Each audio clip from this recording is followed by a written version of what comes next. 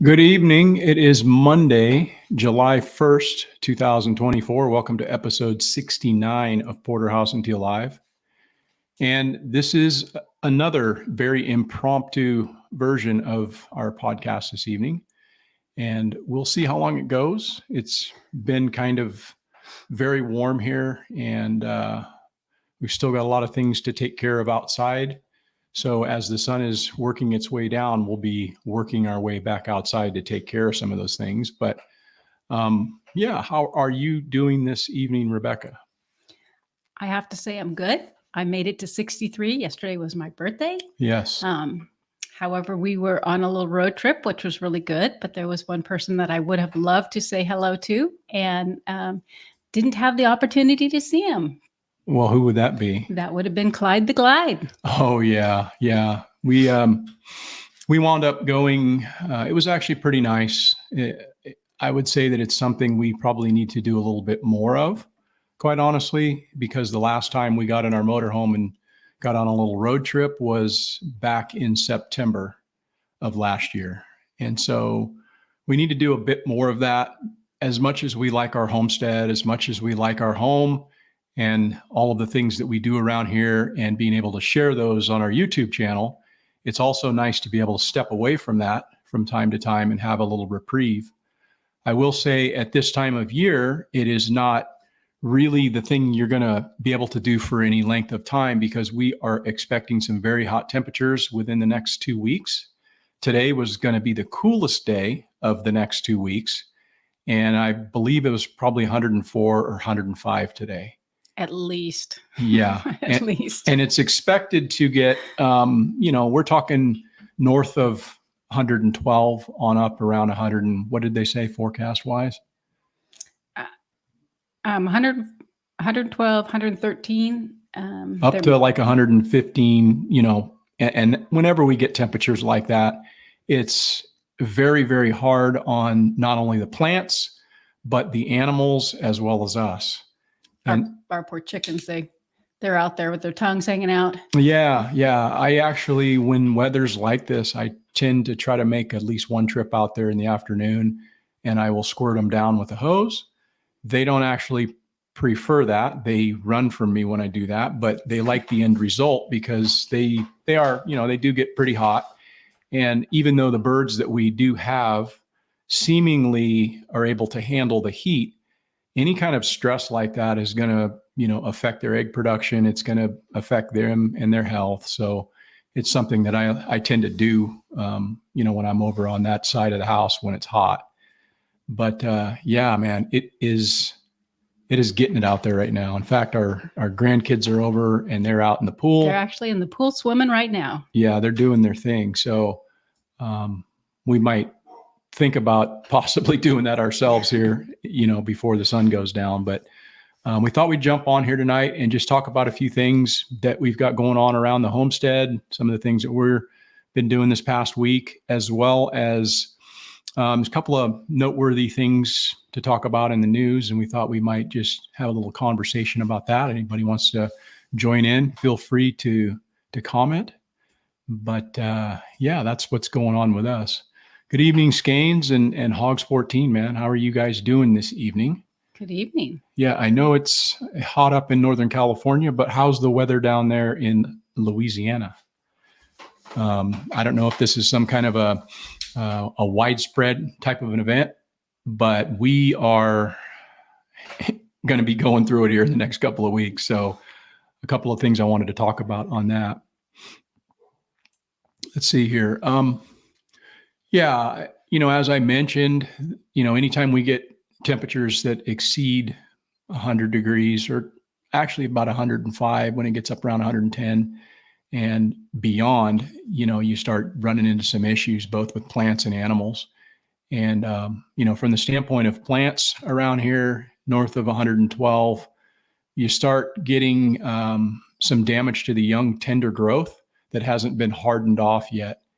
and a lot of the things can get a lot of damage to them, which can set them back, or if they're younger, it can actually, it can possibly kill them. So it's pretty important this time of year to make sure that your plants are being given ample water. And so that's something that I typically do around here. Most of my stuff is on, drip system and timer and stuff to limit the amount of interaction I have to have watering. But I definitely make the rounds when the temperatures are like this, because what you'll find is, when your plants are looking sad out there and they're sweating, they're like doing exactly what we're doing. It's called transpiration.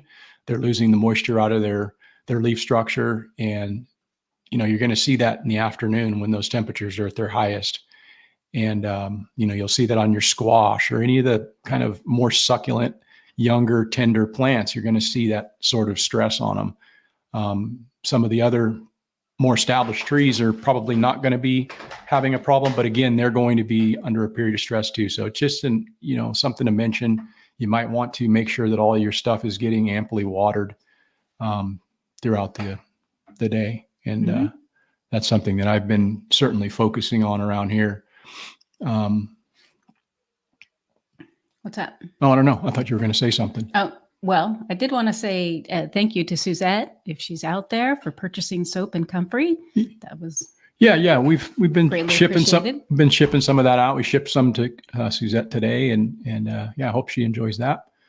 Yeah, man, hogs. It's oh, you're going to be on the coast, dude. Really? Well, that's nice. Yeah, going over to Eureka or Arcata or someplace over there on either the California or Mendocino or Oregon coast, maybe, huh? But that's going to be sweet, man. It'll probably be really nice over there this time of year. Probably all the fog will be sucked in, because anytime we get the heat in the valley, it typically pulls that moisture in, and you wind up getting it's all fogged out in a lot of places. So it'll be super hot here this week, but down in the Bay Area, it'll come through San Pablo Bay, and you'll get that fog that'll come in under the Golden Gate Bridge in the afternoon, just pouring off the coast. And that's a very typical weather pattern. So, yeah, I believe I talked to your mom, and she said, yeah, it's really warm here. It's like 89. Yeah, 89. That would be nice. You're going up to Eureka, to Crescent City, right on. Yeah, that would be nice, man. I hope you have a good time. Go over there and get some seafood and maybe drink a beer and have some fish and chips or something, Sounds like a super good plan. And what's up, Tim Riley? Yeah, see, Tim says he got a break in all of the heat for today here in Middle Tennessee. Plants and people here needed it. Yeah, breaks are good, man. And, as I was mentioning, I guess before you popped in, is just that we kind of took a little bit of a break this past weekend, and it was almost like a refreshing thing. However, you can't really do that at this time of year when you have livestock and you have a homestead, because any prolonged absence and you're going to come back to dead things. And so that's, just a unfortunate reality of, having a homestead, and it requires a lot of maintenance and a lot of care. And, that's what we're doing right now, is running around watering things, making sure the animals are put in areas. I actually had to move the sheep down so that they're not out there completely exposed. I've got a shade cloth over the top of their sheep tractor, which helps, but I also wanted to provide them additional shade. So I brought them down across a little, closer to the house, where we've got some established trees where I can get them some shade in the middle of the afternoon. Because, you need to be able to pay attention to your animals as well, and make sure that they're not out there just, being scorched. They can tolerate it, but it's not real fun when it's 112, 115. And, they're potentially have some real problems with that. Besides that, you'll have somebody on your street posting on Facebook that. What's that? Oh, I said, besides that, you'll have somebody posting on Facebook that you're neglecting your animals. And oh, yeah. We have, we have Karens around here that seem to want to inject how they should be cared for. So an unfortunate reality of living where other people can see your property. And that's just the way it is. Good evening, Willow Rocks. How are you? Let's see. You said, what cows can't feed the chickens?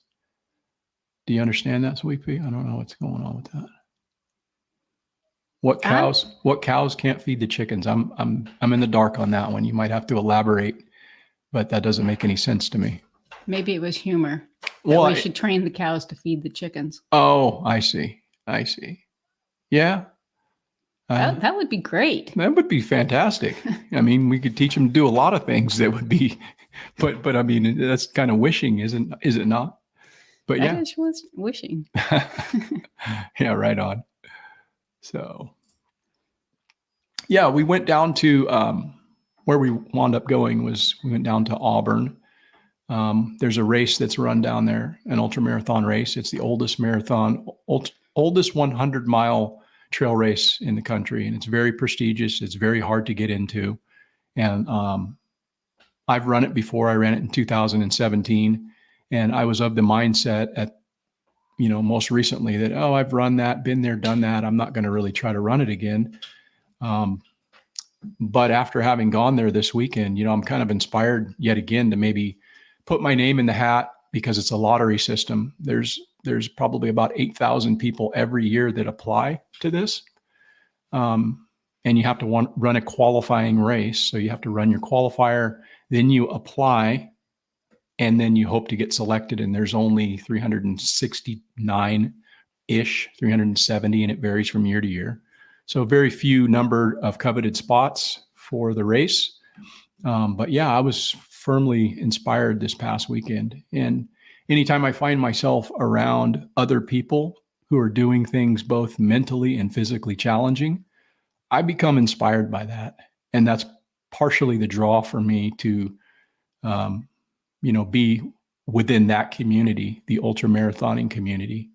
And so anytime I see people that are wanting to better themselves, and it's something that I have an interest in, those are the type of people I tend to want to put myself around, because what I find is it makes me more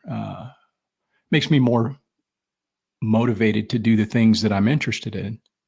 And so, yeah, it was really cool to go down there. I'm actually going to be putting together a video.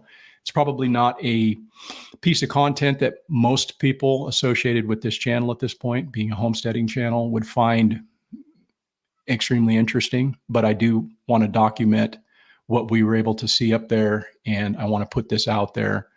And it'll be one of my pieces of content that I release here shortly.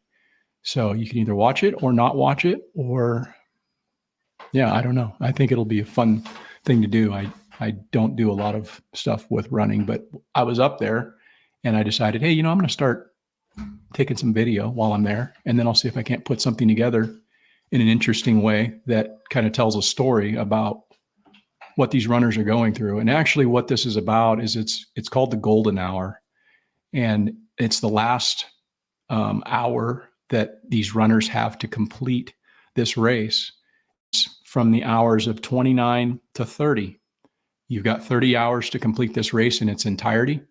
And if you don't, you're 1 second over, you're not getting your finish. So I wanted to document that, because those are the people that actually really inspire me, are the people that are putting in the work, the average Joes that are out there suffering for that amount of time. And just to see their joy and to see what they've been able to accomplish, it's an inspiring thing, man. It almost kind of, in some regards, can make you well up when you see certain things and certain people's reaction to that. It's always very impressive to see the people that are out leading the race, but the elites are the ones who get all the attention. So I wanted to do this video, kind of at least documenting and giving these people some name recognition in a video, saying, hey, this is, a part of their journey. So that's something that will be forthcoming. Yeah, we were posted up basically around mile 35-ish, and cheering racers on. So it's just past an aid station that we were setting up. And just writing down their numbers and the times they were passing us. Mhm. And there was one gentleman that came through. He kind of looked tired, and it's really not the best time for him to start looking tired because he hasn't put in enough miles to look that exhausted. And I have to say, I was really thrilled to see him at the finish line, that he Yeah. made it, because he was pretty close to the cutoff at the time. Right. Right. I'll tell you guys this. And this was one of those events that was like, it's kind of heart wrenching. It would have been even more heart wrenching if he only missed it by a couple of seconds, but he missed it by around 40 seconds. So he didn't get his finish. Right. And this runner was blind. He was visually impaired. He had a guide with him, and we saw him when he came through. I didn't know that he was going to be there. And the person had, some trekking poles he was using.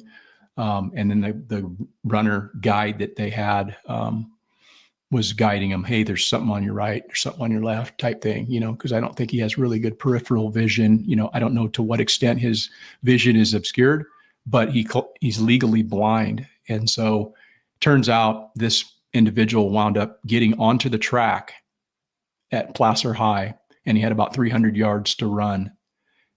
And he had to do it in about a minute, which is virtually impossible. And he finished in like 40 seconds over. And I mean, he was hauling ass at that point. It was super cool. But yeah, it would have been a really neat thing to see. He would have been the first visually impaired runner to run that. But he ran the entire race, 30 hours, and he completed the thing. He got a medal, but he's not going to get his buckle, nor is he going to be recognized as being an official finisher. But it's just those kind of things that really like inspire you when you see it, Yeah, Willow Rocks has 40 seconds and blind, and they couldn't let him slide. No, man, there's no sliding, I mean, it's the rules. I don't think he would want it that way either, But, it was really cool to see him when he hit the track, though, because he was just so happy. Yeah. Oh, he's hauling ass. Yeah. I don't think I could have run that fast. He was encouraging everybody to clap for him. He kept raising his arms up. Yeah, it was very cool. Yeah. It would have been even cooler if he'd made it on time. But. Well, that will actually be in that video that I'm going to post. So if you're interested in checking that out, certainly give that a look. Willow Rock says, been riding bike, skateboard, and hiking shoes 30 miles, shuffling between them. I'm interested in ultra marathons. Yeah, it's something I didn't really have an interest in until when you achieve something, then there's always the next level, right? And when you get to the point where you're completing something that you didn't think that you could do before, then you kind of look to the next thing. And that's how it typically goes for a lot of people. And the fact that now we have social media, that's really opened up the sport. Because as I said before, nobody was interested in this before social media. I mean, there was, but it was a very niche kind of a little eclectic group. But when more people see people doing things, they become like, hey, maybe I can do that too. And that's no different than the content that's being shared on this channel from the homesteading standpoint. People say, hey, maybe I can do some of those things too. And it's a way to become inspired. And there's so many different avenues and things that people are interested in. And I just think it's really cool that, people are stepping up their game. We actually talked about this. It's kind of related, but not so much. But we were talking about, I was asking her, I said, at what point is there going to be like a ceiling to a lot of the things that we are witnessing, right? Because everything is always next level. And a perfect example, you mentioned skateboarding. Well, Tony Hawk used to be the shit back in the day. And Tony Hawk could do a 900, right? That's a joke now. And it's just like, it's always the next thing. And what's the level of, what's the ceiling for human achievement? That is the question, I suppose, right? There has to be a point where you can only hit so many home runs. Barry Bonds. Without enhancements, there has to be a level to things, but it's just an interesting thing to witness every time records are broken, because you think, oh, that'll never be broken. And somehow they get broken, That's exactly it, unless we're cyborgs. Right. And that's the direction I think we're going in. Right. Yeah. Skane's girl says she can leave for about a week with a fair amount of confidence, except for the dogs, which must be kenneled. So expense is the issue. We took ours with us. Yeah. Yeah. That's the way to go, man. If you can pull that off, being able to travel with your dog. A lot of places are pretty dog friendly, and that's nice, man. I mean, I think when people have dogs that are on a leash and they're able to control them, it's appropriate. They should be able to go to certain things, but there's always people that let their beast off the leash, or there's dog fights, or people letting them crap in places, and and stuff like that. So I don't know, but yeah, taking your dog's the way to go, and that's what we do because she's got health issues. Yeah. So. I believe it was the Midwest is when I first experienced restaurants that actually you could dine outside and your animal be there, and they actually provided bowls of water. Yeah, that's a real big thing in like the Bay Area. Everybody's got their little tiny dog they can put in their in their purse or whatever, and it's very commonplace. All those shops have dog bowls, and I mean that just it's actually a marketing thing. It's a smart move because you're going to get more customers because a lot of people travel and move around with their animals. Trenbolone. What's Trenbolone? Bonds love Trenbolone. Yeah, he was a roid head, man. That was a kind of a crazy time. 4 medium-sized dogs. Oof. Yeah, that's hard. You're not going too many places with 4 medium-sized dogs. Yeah. Ours is very headstrong, and she is still technically a puppy. She's 2 years old, but she looks like a puppy, and everybody thinks she's a puppy. Everybody thinks she's a puppy. Yeah. And she thinks that she can play like a puppy. Right. So that makes it a little difficult because there's other dogs that are much better behaved on a leash than I would say she is. Right. But her main goal is, I just want to play with you. Yeah. So, given the fact that it's going to be hot this week, we got to get up early, and then we got to go out again once the sun goes down and take care of some biz. But this morning I got up and was inspired to go out and run, having gone to that ultramarathon race. I was super pumped, and I had 2 days that I didn't run. So I was pretty fresh legs today. I went out and ran 20 miles, 3 hours and 20 minutes, felt pretty good.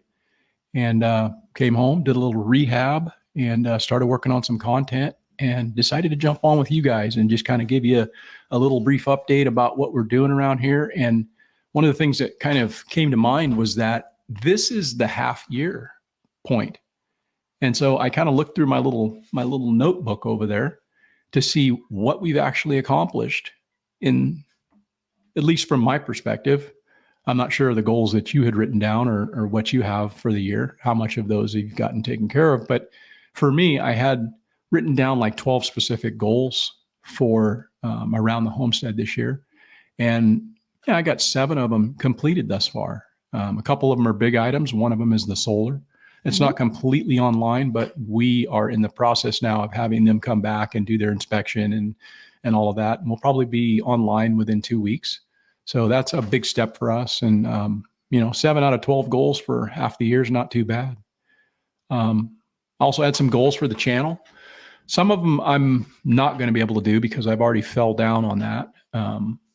I outlined some goals for myself that I think I had like 17 different goals for this particular channel. And I was able to get, at least at this point, 7 of those done.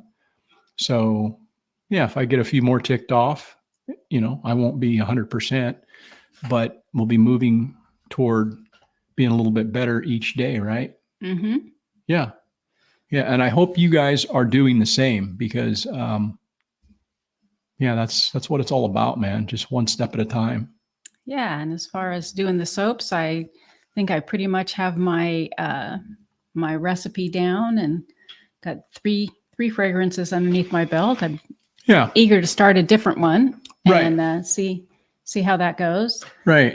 Pretty much have the doing the jams with the berries, we kind of stayed for the ones that have come in. We've stayed on top of that. However, we do have figs coming in, Mm-hmm. and I think we're gonna do not so much jam with those, but dehydrating them. Yeah, for some.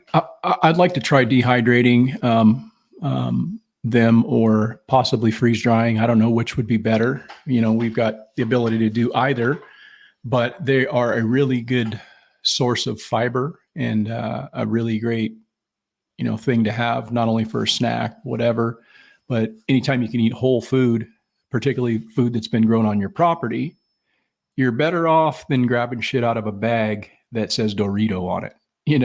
So those make really good snacks, and we're going to be looking at getting some of those either in the freeze dryer or dehydrator and see which we like better. I think it'll probably texture wise be better in the freeze dryer, quite honestly. It'd be like eating styrofoam, and I kind of like that texture. That is weird. The other would be super chewy. So I think both are weird. She just doesn't like figs. That's tell me. I don't. No. Okay. But I also did a natural deodorant.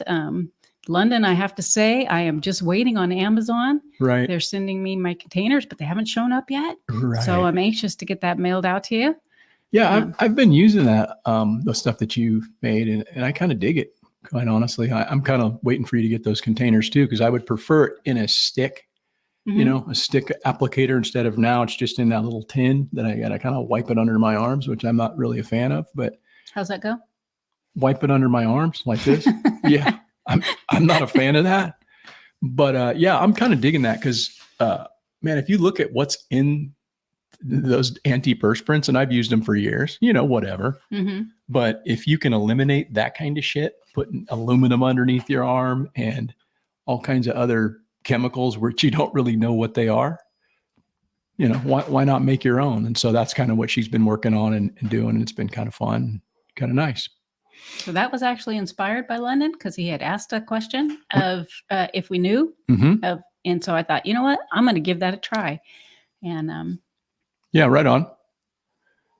Yeah, figs are good. They are good. We got 2 trees out there that my dad propagated, and then he gave them to his grandchildren. My son and one of my daughters gave them each a tree.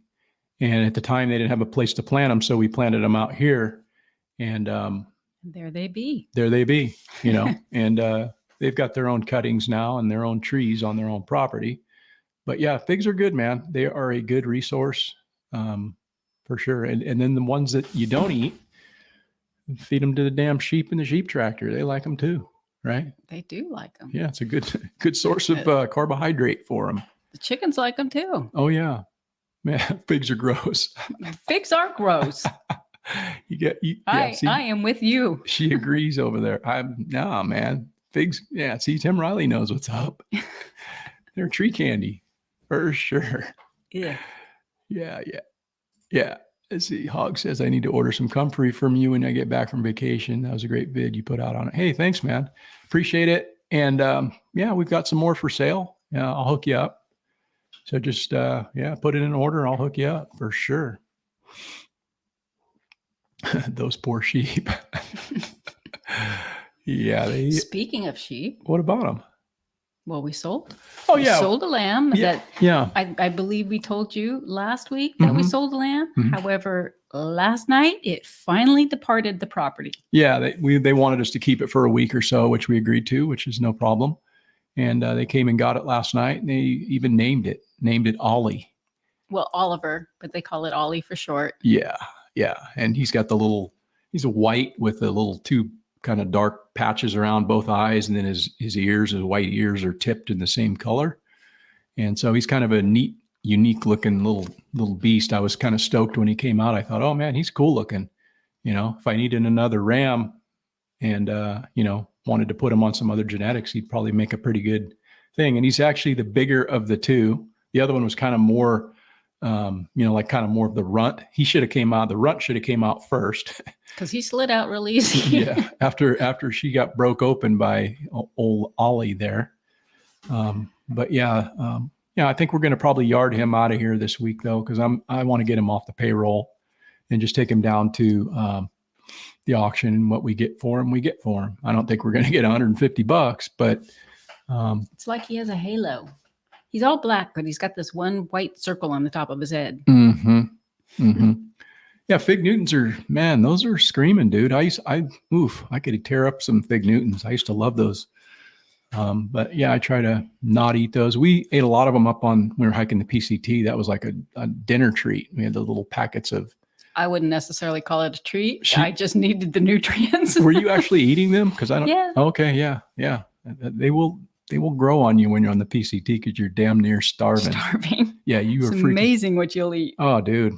And how good did a hamburger taste? Like any hamburger. It was like the best thing ever. Or pizza when you get into town and you're just like, this is amazing. Absolutely amazing. I think every town we went into, the food was always that way. Yeah. Trust me, if we went back now and tried. No, I disagree because the burger in Stehekin was the bomb. It was a $20 burger, but I mean, it was so damn good. The beef was cooked just right. It wasn't overdone, and it was so good. And I was thinking $20 for a burger. This sucks. But then I started thinking about it, and I'm thinking, you go anywhere and it's $15 for a burger that tastes like shit. And so eating that burger, it was like a steak. Yeah, I would say Steakin was an exception. Yeah. And their bakery was awesome. Yeah. Yeah, everything was awesome. And then their bakery was the bomb. Let's see here. On the PCT, you're burning a lot of calories. Did you ever complete it? No, we did not. And the reason why is because we bought a puppy. We were planning on doing it in 2022. However, in 21, when we were out there, we came back and we only had about 40 days before our 14-year-old Shar-Pei. Can you scooch? I don't know if you guys can see that little square behind Eric. Yeah. That was our first Shar-Pei. Yeah. And we had her cremated and she's right there. And sometimes we take her for trips with us when we go on our motorhome because she used to travel with us everywhere. And she ran on all the runs with us, and yeah, she was awesome. Yeah. I mean, I couldn't fucking bury her, man. So we had her cremated and put her in that box back there. And, but no, we didn't complete it. We've still got from the Donner Pass all the way down to Mexico, which is going to be, it's like 700 miles from Campo, Mexican border, to Kennedy Meadows. And then you got another couple of 300 miles, I think, in the Sierras. So we've got the desert section to do and the Sierras left, but we've done everything else. So we would love to do it.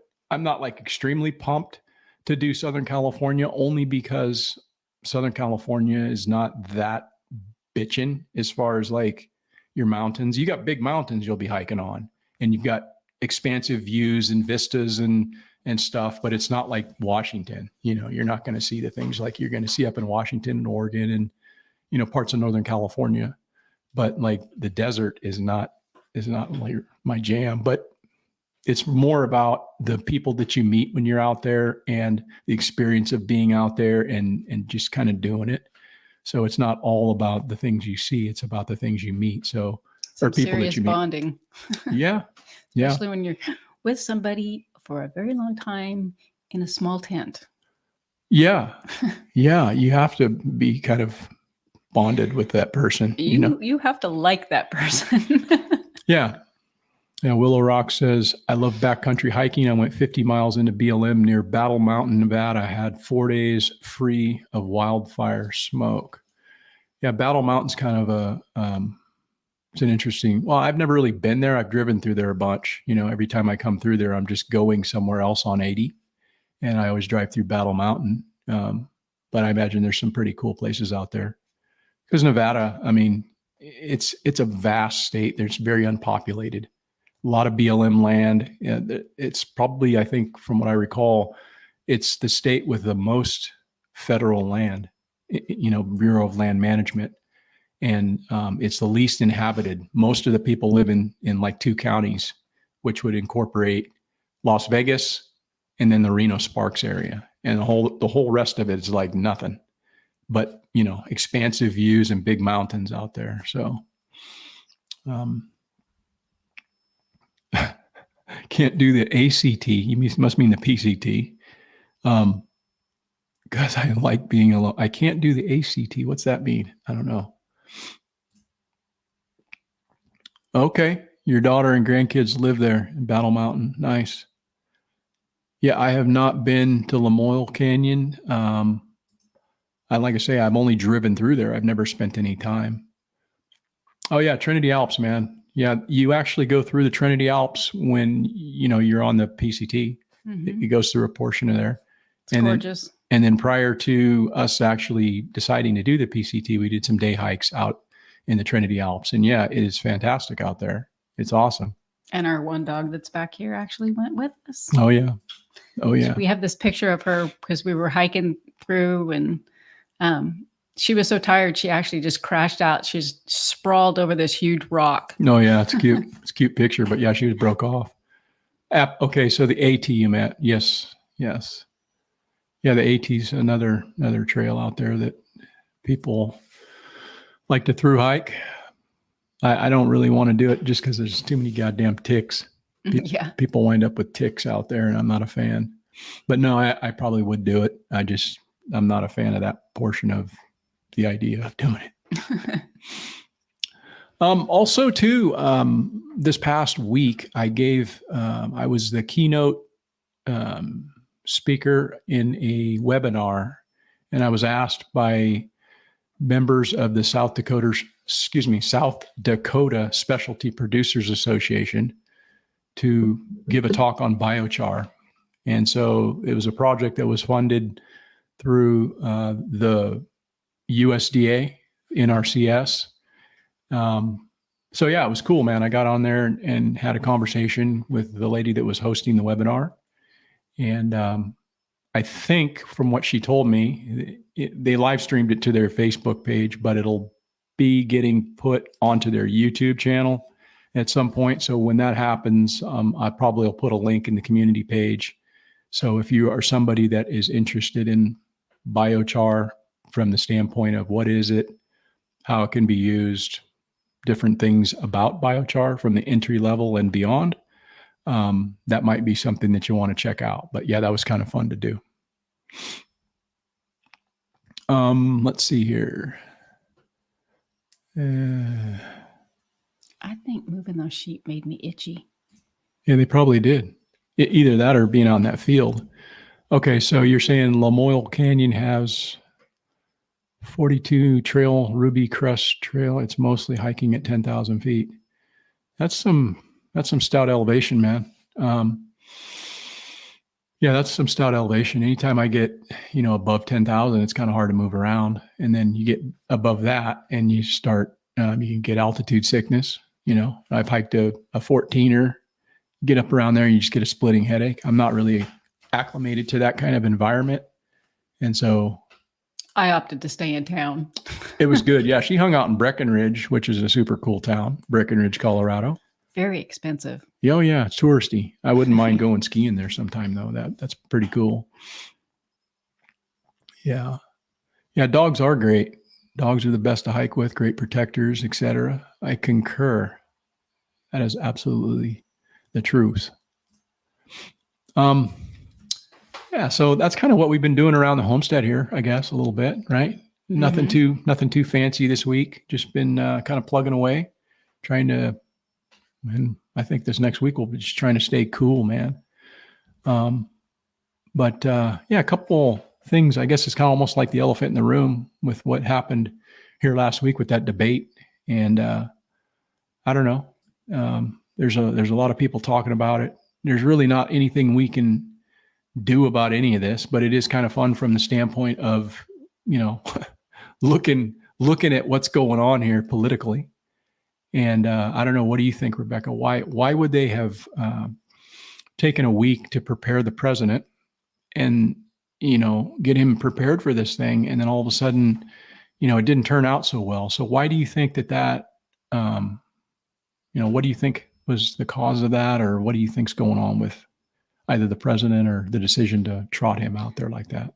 Well, I think for quite some time, they've been preparing to replace him with somebody, knowing that for him to make it to the end is going to be very, very difficult.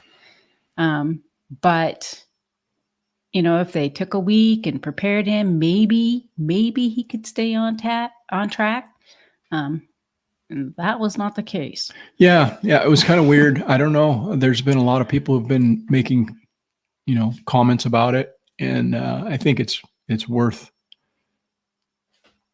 making comment about, because I think the leader of the free world needs to be somebody who's going to be a good negotiator and somebody who can actually converse with people on a level that needs to be at the highest. And I don't know if he's quite up to that challenge any longer. I've seen some video of him from back in the day, and he was kind of on top of his game. He could actually put a sentence together and it be cohesive. And now he's got a real problem with communicating. And that was pretty apparent in this past debate. And I think that's concerning from the standpoint of, that's our president, like him or not, that's our leader. And I don't know if that were anybody else. You can take the personalities out.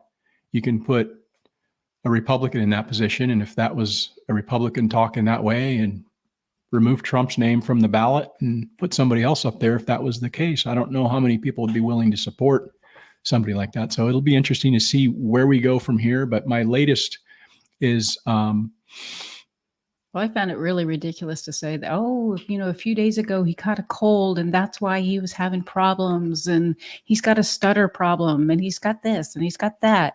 Right. Really? Yeah. Well, he may have all of those things, but that's not an excuse. He still has to be able to speak. Yeah, that's not an excuse. And obviously it was a very poor performance, because the people that are generally going to spin things in his favor didn't want to go there. They were all just like, oh, this was the worst thing ever, and it was almost like they were witnessing a funeral.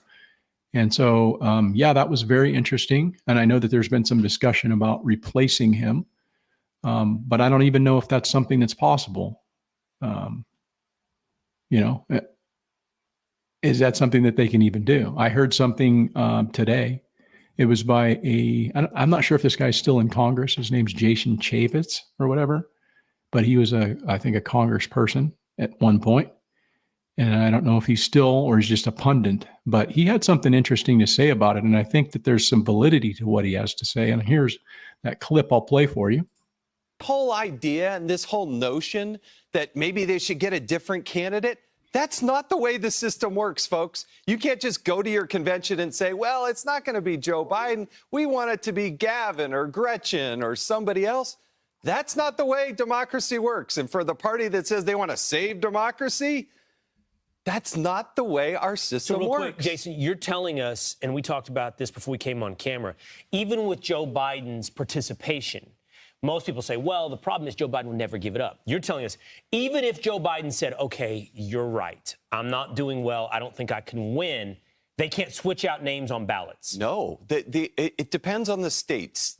Elections are not run by the party. They're not run by the federal government. They're administered by states. Each state has state law.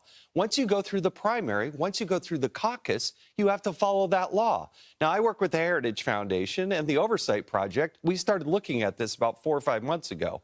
And what you find is there are about 16 states that, short of death or a note from a doctor that says you're incapacitated, you're still on the ballot. In California, even if you die 7 days after the primary, which is long past, your name remains on the ballot.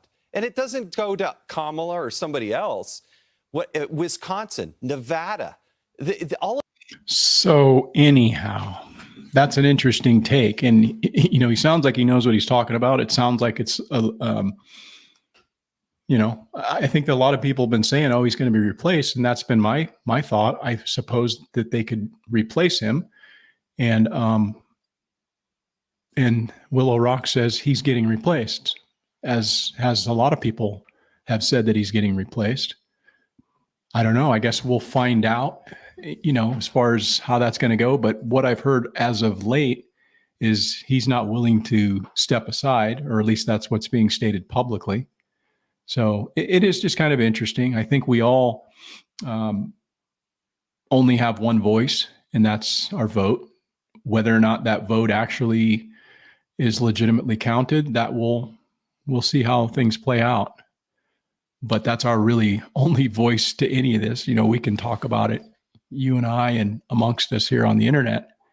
But what shakes out is, I guess we'll just have to kind of wait and see. Well, the guy did say, other than death. Yeah. And so, I guess there's the law thing. And Willow says he's not one, just a pundit now. Yeah. And that's old Jason Chaffetz. I thought he was not into politics anymore. He's probably just another hired talking head that comes, on the circuit and gets up there and says what he says. But, it seems like not an unreasonable thing that he's saying.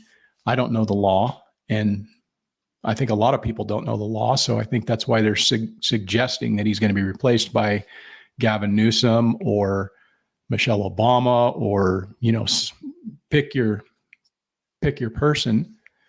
But I think their choices are pretty thin. Yeah, I don't know. I think their choices are thin.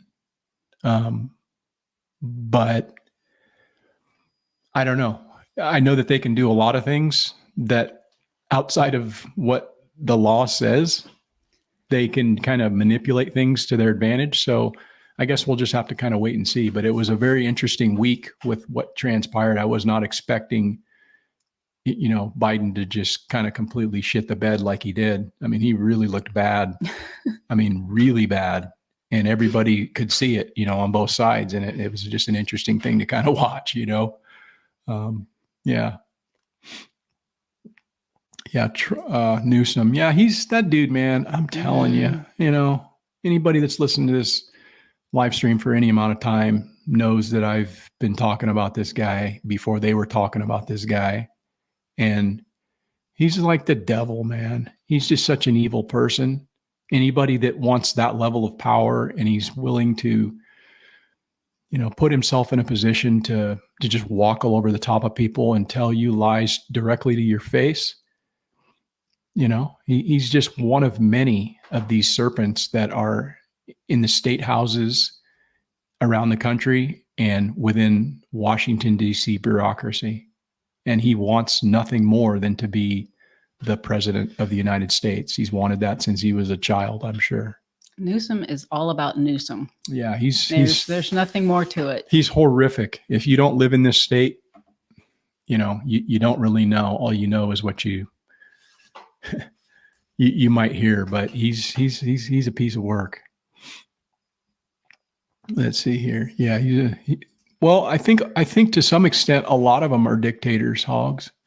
If you really look at what they do and what they say. Look at the guy we have now in the White House, all the things that he says that he wants to do, but that's so antithetical to what actual democracy is. He doesn't support democracy only if it advances the party that he's affiliated with. Or his family. Of course, all these people are all about themselves, and that's how they got to be where they are.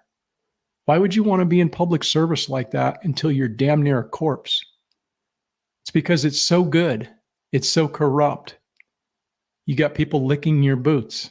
You've got everything just handed to you. And you're a part of that corrupt establishment that's going to line the pockets and, feather the bed of all of the people around you. And so that's why so many people want to cozy up to these types of people and are willing to throw down, thousands of dollars to go to a fundraising dinner because something's in it for them. Right? Exactly. Yeah. Exactly. Yeah. It's terrible. So you're right. He is a dictator. Corporate oligarchy. Yep. Very much the case. He makes me sick just looking at him. Oh yeah. He's just looks like, I swear he'd have horns popping out of those hair, he just got that smile on his face and it's just not cool. Another thing that came out, I wasn't even really following it that closely. I know they were talking about this thing and the Supreme Court is now getting ready to end their session. And one of the cases that they were thought to have brought up and dealt with was the ruling that Trump was claiming immunity, that he should have a presidential immunity. And so they actually ruled in his favor, which I was kind of surprised, but maybe not so much. I don't know. I think it's the right thing to do. I think presidents should have a certain level of immunity with regard to the things that they do as our president. That doesn't mean that they can get away with crimes, but I do think that there's certain things where they should have, immunity. And I don't know what your thoughts are on that, Rebecca, but yeah, they ruled in his favor. So let me just read you this little thing here. It says the Supreme Court issued a significant ruling regarding presidential immunity. For the former President Donald Trump is entitled to immunity from federal prosecution for official actions he took while in the office. The 6-3 decision states that Trump has immunity only for his official acts as president, but it does not specify what constitutes official act in this case. The court's liberal justices dissented, with Justice Keejohnny Brown Jackson calling the ruling new and dangerous ground. President Joe Biden is scheduled to deliver remarks on this ruling from the White House this evening. So stand by, you guys. Stand by. We've got some breaking news. Our illustrious president of the United States, old 46, is getting ready to have something to say about this. That'll be interesting. I think that'll be an interesting thing to see what he has to say.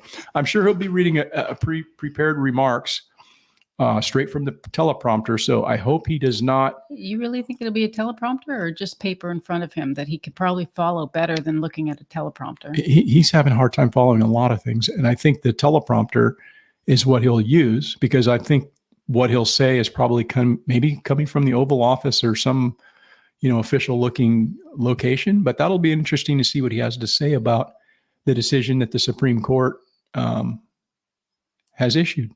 And that just goes to show the importance of putting justices on there that are going to make, decisions that are based in constitutional law. I know that both sides have people that have political bias, and they're selected based on that, although there should not be people put on there for that. But that's just the reality of it. You look at how all of Obama's appointees have voted. It's very rare that they side anything other than, from the other side. And so you've got one side versus the next. And so it's political instead of it just being interpretive of the law constitutionally. And so I don't know, it's a very important thing, the Supreme Court, because that is the final say. That's the final say, man. I still think he's going to have an earpiece in. They're going to tell him, Joe, just repeat what I say to you. And they'll tell him what to say. And then he's got to be able to spit the words out. It still won't work, but I mean, I think that they do that, and that's what Willow Rocks had to say. Let's see here. Hold on a second. Let me get that out of there. He says earpiece and teleprompter. Yeah, I think they've been doing that for quite some time, because I noticed he had an earpiece on. Well, I mentioned that to you a while ago, that it seemed like they were trying to keep him focused that way. Mm-hmm. Yeah, I don't know, man. It's pretty weird that this is the best we can do. I think Trump's done a good job. I don't think he's a good communicator, but he's kind of like a communicator from the street, right? He's going to get up there and just say some bullshit that is going to resonate with the average person that's going to drink a beer and kind of be able to laugh at it and whatever. And he says a lot of things that are kind of not well received by people who think that we need some kind of a statesman, somebody to get up there and say all the right things, but then they don't do all the right things, right? They would rather have a person like Obama saying, all these things that sound good, which to me, he never did, because the dude just stutters and can't get through a sentence without, is everything so calculated? He's thinking about his next, how do I say this in a way that, is going to present the right optic. Mhm. And Trump just speaks from the heart. And I think that's what a lot of people from the standpoint of the elites and the establishment can't fucking stand about that guy. Right. But the average person, many of the average people, that's why they resonate with him, because the dude's kind of just like he's from the do it street. without a teleprompter. Yeah. And he can get up there and spitball for an hour and a half, and it just flows. And everybody else has to have the thing where they're, they can't even put a sentence together or a thought cohesively without the next message. And so obviously what he's going to state tonight has been very well prepared for him. And whether he's got the earpiece in or not, I don't think he'll be able to figure out which to listen to, the earpiece or read the thing on the screen or whatever. But let's see here. What do we got here? It says Nancy Archibald says Obama is enjoying his third term in Joe's earpiece. I think there's a lot of validity to that. Obama is very much involved in things politically. He's very much a player still. And I think it works to his advantage because he can get forth a lot of bullshit through Joe that he probably didn't want to leave on his legacy, right?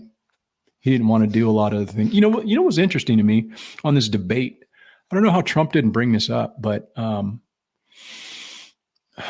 first thing Joe Biden did, one of the first moves that he did on day one, is he canceled the Keystone Pipeline. And he didn't apparently talk about energy at all. He never brought that up. And that's why people are suffering at the gas pumps, is because we're not energy independent. That's why gas prices have gone up. And he didn't key in on that shit at all. They focused on the border or whatever, but energy's a big thing, man, because that comes out of people's pocketbook. Inflation, it's a big thing because that comes out of people's pocketbook. And they're having a hard time not only just putting food on their table, but they're also not able to send their kid to clarinet lessons because they've got to put food on the table. And gas is so expensive and everything else is so expensive. But that was an interesting thing that he kind of whiffed on that shit, I think. Well, I told you I was listening to him being interviewed by a few folks. And that's one of the things he was talking about. He says, we're rich with oil underneath us, and we need to, as he says, drill, baby, drill. Yeah. He's, I think he is a politician, but at heart, I think he's just an average dude, man. That's a rich guy. He would go out to he would go out anywhere and I think he's a people person. I think he loves people. That's what I think, whether they're construction workers working on his projects or whatever. I think he just likes interacting with people. And I really do think that it's been a huge shock for him because he was always so beloved by the left and beloved by everybody because he was just, he's Trump, man, and then when he became political, when he became the president, everybody turned on him as far as from the left or all those people that he used to have a relationship with, Oprah and all the, the heavy hitters on the left. He threw him under the bus, man. But it's interesting. A lot of eye-opening. Let's see here. Jill needs to have a new paradigm explained to her. Who's Jill Biden? Oh, Biden. Jill Biden. Yeah. Biden. Yeah, needs to have a new paradigm explained to her, then help her pack up and leave. Yeah, she's you had brought this up, but you were saying how could she keep, How can she keep putting her husband out there when she's with him 24/7?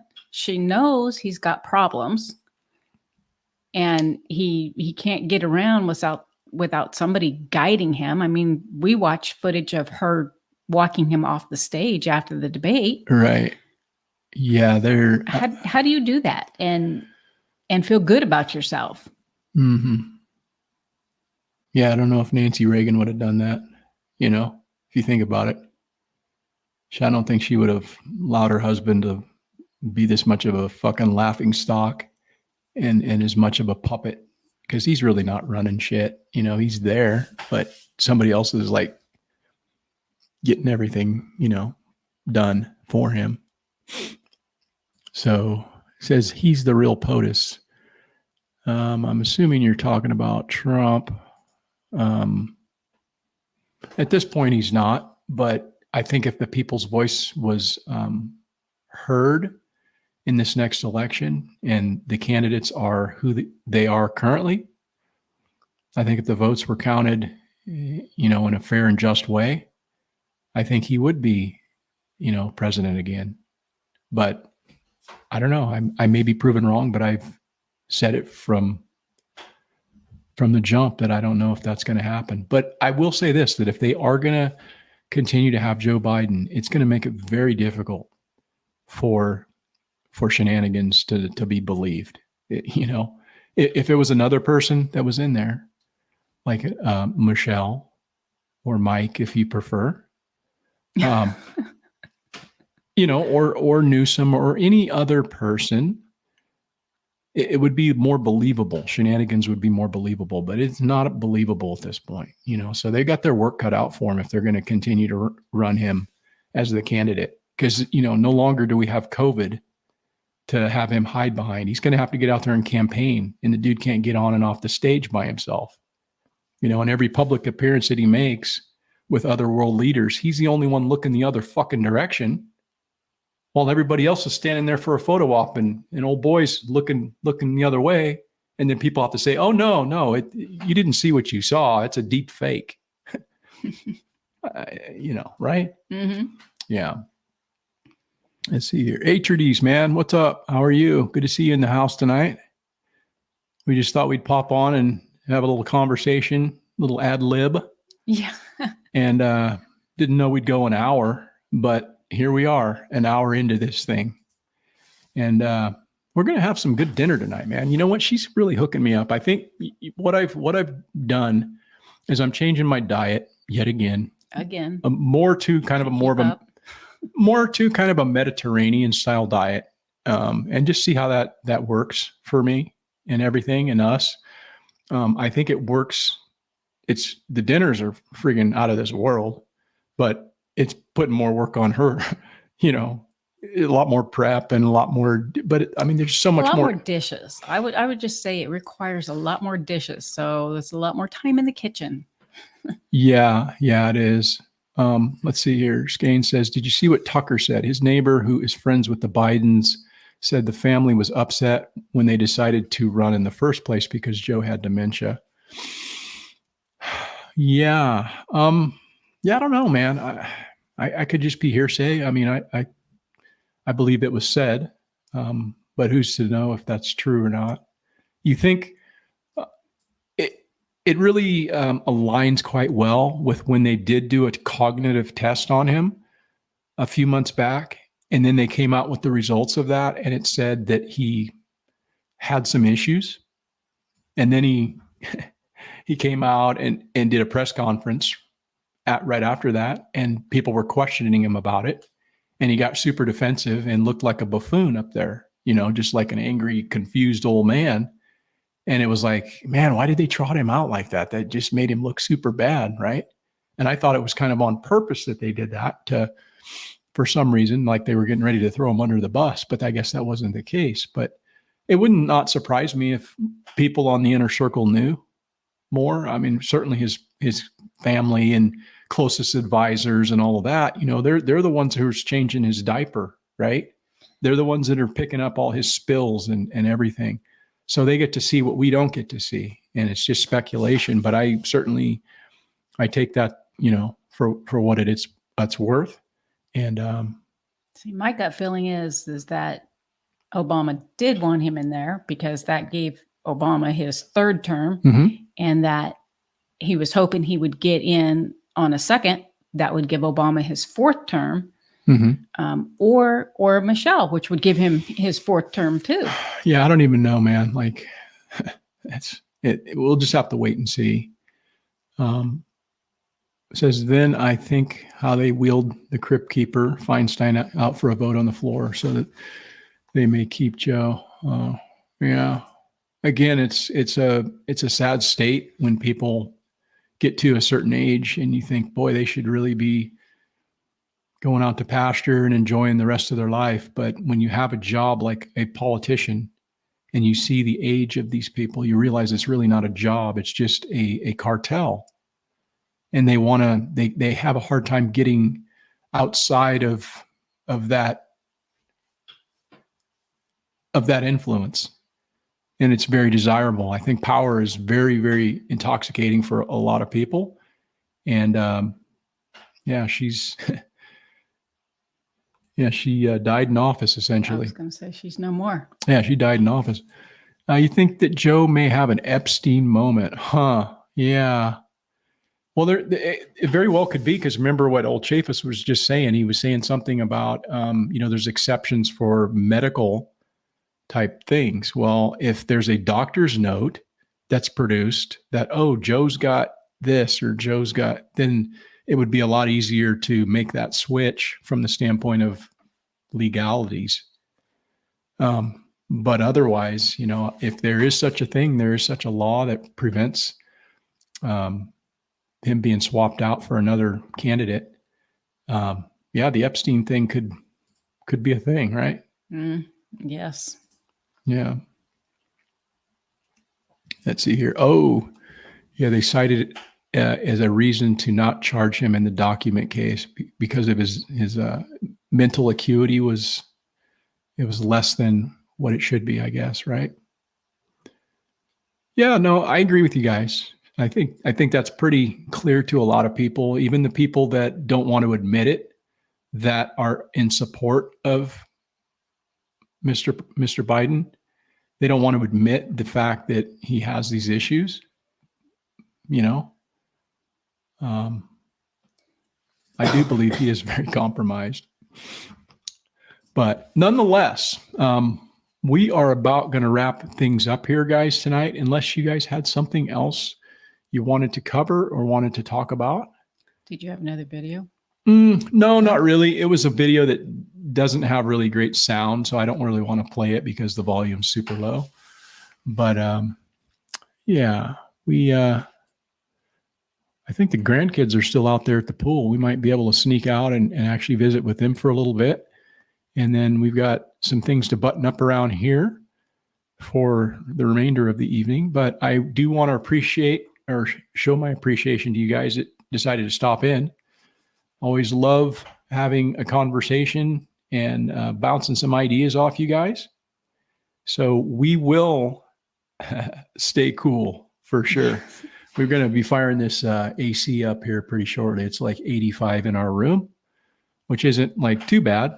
It's a lot better than being outside. So I hope the rest of y'all are able to have a great week moving forward and stay cool. And remember that one way that you can support the work that we are doing here on this particular channel is going on our website and taking a look at some of the different offerings we have, either comfrey or Miss Rebecca has a few soaps. And when those containers come, hopefully deodorant. Yeah. And, again, guys, this isn't something that's going to pay our bills. It's just merely a way to, in some ways, kind of offset the cost of creating content, whether it be buying, apps or paying for certain things to, be able to do this. It certainly helps out. So, I'll just leave it at that. And I want to say thanks again, guys. Go out tomorrow and be better than you were today. And homesteading is not harmful content. Have a good evening. Have a good evening, guys.